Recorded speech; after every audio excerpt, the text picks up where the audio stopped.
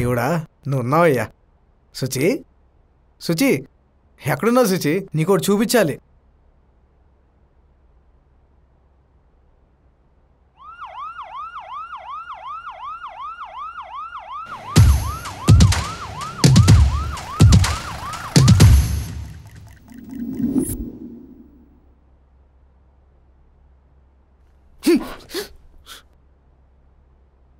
ఇన్ని రోజులు ఎందుకులే, చిన్నపిల్లవు కదా, ఇంకా మైండ్ మెచ్యూర్ ఒప్పించుకోలేదని నువ్వేం చేస్తావు చూస్తూ వచ్చా.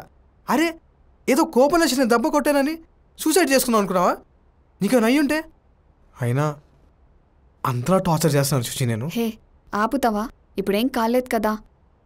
మాట్లాడంటే ఏసు దొబ్బుతా. మరదలు కదా, చిన్నప్పటి నుంచి నేను చూస్తూ పెరిగి నీ మీద పిచ్చి ప్రేమ పెంచుకొని పెళ్లి చేసుకున్నావు కదా, అదే నేను చేసిన తప్పు. రే బావా, నువ్వు క్లారిటీగానే ఉన్నావులే.